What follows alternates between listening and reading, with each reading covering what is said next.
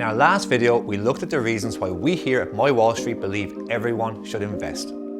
This week, we're going to bring you through 3 of our top tips for getting started, including one of our golden rules for investing.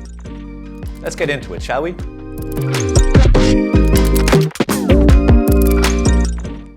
Tip number 1, pay yourself first.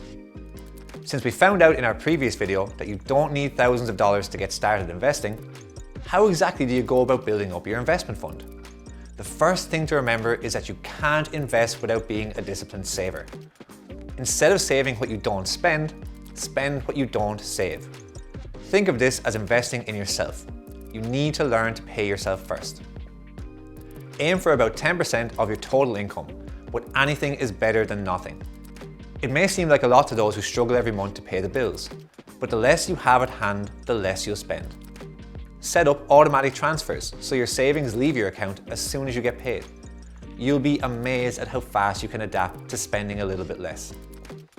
Ideally, you should be investing this money in the stock market, where its 10% average annual returns and compounding can begin building your wealth. However, if you know you're going to need that money in the near future, it's better to keep it in cash. This will ensure you don't have to sell your investments prematurely and lose money in a down market. Once you've built up a cushion of emergency money, you can start investing. Tip number 2, get smarter with saving. Having a cash cushion is an important step before you start investing.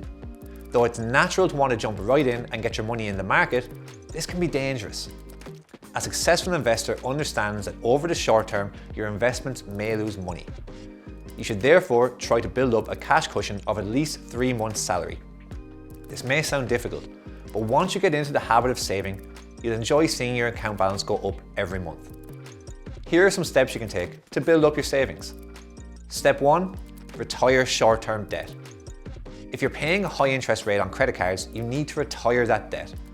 You can't build long-term wealth while paying up to 20% on short-term debt. Step 2, treat every dollar like an investment. An investment is more than just shares. We make investments every day. Some of these are important, like the roof over our heads, but some of these are frivolous, like a new pair of sneakers you don't need. Next time you pull out your credit card, ask yourself, is this the best investment I can make with this money right now? You won't put your wallet away every time you do this, but just practicing this routine can help you save a lot of money.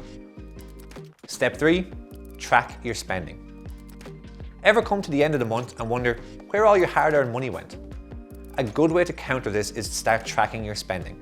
There are plenty of apps available to keep tabs on where your money is going. You might be shocked to realize how much you simply spend on going out for lunch every day or by getting a taxi instead of public transport.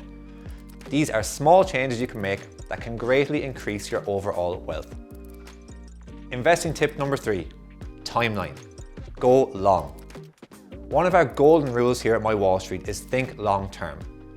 When choosing how much money to invest in the stock market, it's important to consider how long it'll be before you need that cash. Here are 2 rules of thumb to follow when deciding the smartest, safest, and most profitable place for your savings. Rule 1, if you need your money in the next year, it should be in cash. The stock market can fluctuate greatly. It's no fun to need cash for, say, a down payment on your first home and find that your stocks are down 50%. If you're house shopping, wedding planning, or car buying within the next year, keep those necessary funds in a savings or money market account. Rule 2, any money you don't need within the next year is a candidate for the stock market. Make that spare cash work for you every day by taking bigger risks and affording yourself larger profits. When you invest with funds that you have no immediate need for, you protect yourself from the short-term fluctuations of the stock market. Over the course of a year or 2, you could see your investments suffer a loss, but on a longer timeline, the stock market and great companies get bigger and more profitable. That's why you should invest with a 5 to 10 year timeline in mind. This will prevent you from pulling your funds out in a downturn and incurring a loss.